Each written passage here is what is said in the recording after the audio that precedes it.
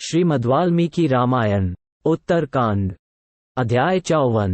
राजा नृग का एक सुंदर गड्ढा बनवाकर अपने पुत्र को राज्य दे, स्वयं उसमें प्रवेश करके शाप भोगना। श्री राम का ये भाषण सुनकर परमार्थवेता लक्ष्मण दोनों हाथ जोड़कर उद्दीप्त तेज वाले श्री रघुनाथ जी से बोले, ककुत्स्थ कुलभूषण। उन दोनों ब्राह्मणों ने थोड़े से ही अपराध पर राजर्षि नृग को द्वितीय यमदंड के समान ऐसा महान शाप दे दिया। पुरुष प्रवर। अपने को शापरूपी पाप से संयुक्त हुआ सुनकर राजा नृग ने उन क्रोधी ब्राह्मणों से क्या कहा? लक्ष्मण के इस प्रकार पूछने पर श्री रघुनाथ जी फिर बोले, सौम्य, पूर्व काल में शापग्रस्त होकर राजा नृग ने जो कुछ कहा उसे बताता हूँ, सुनो। जब राजा नृग को ये पता लगा कि वे दोनों ब्राह्मण चले गए और कहीं रास्ते में होंगे, तब उन्होंने मंत्रियों को, समस्त पुरवासियों को, पुरोहितों को तथा समस्त प्रकृतियों को भी बुलाकर दुख से पीड़ित होकर कहा, आप लोग सावधान होकर मेरी बात सुने। नारद और पर्वत, ये दोनों कल्याणकारी और अनिद्य देवर्षि मेरे पास आए थे। वे दोनों ब्राह्मणों के दिए हुए शाप की बात बताकर मुझे महान भय दे वायु के समान तीव्र गति से ब्रह्मलोक को चले गए। ये जो वसु नामक राजकुमार हैं, इन्हें इस राज्य पर अभिषिक्त कर दिया जाए और कारीगर मेरे लिए एक ऐसा गड्ढा तैयार करें जिसका स्पर्श सुखद हो। ब्राह्मण के मुख से निकले हुए उस शाप को वहीं रहकर मैं बिताऊंगा।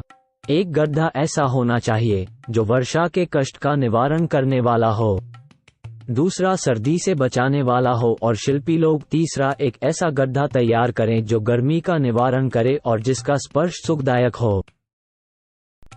जो फल देने वाले वृक्ष हैं और फूल देने वाली लताएं हैं, उन्हें उन गड्ढों में लगाया जाए। घनी छाया वाले अनेक प्रकार के वृक्षों का वहां आरोपण किया जाए। उन गड्ढों के चारों ओर 1.5 योजन 6 कोस की भूमि घेरकर खूब रमणीय बना दी जाए। जब तक शाप का समय बीतेगा तब तक मैं वहीं सुखपूर्वक रहूंगा।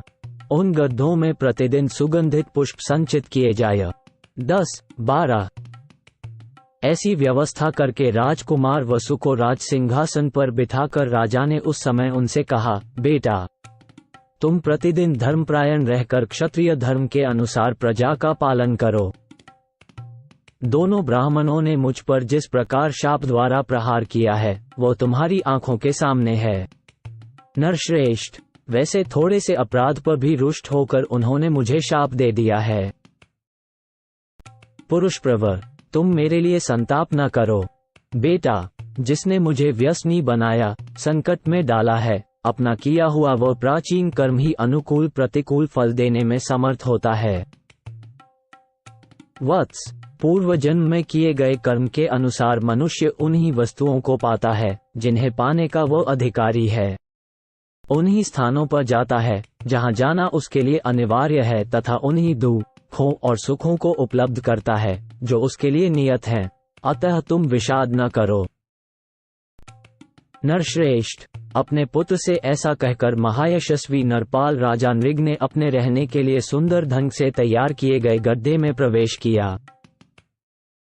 इस तरह उस रत्न विभूषित महान गर्त में प्रवेश करके उस समय महात्मा राजा नृग ने ब्राह्मणों द्वारा रोषपूर्वक दिए गए उस शाप को भोगना आरंभ किया।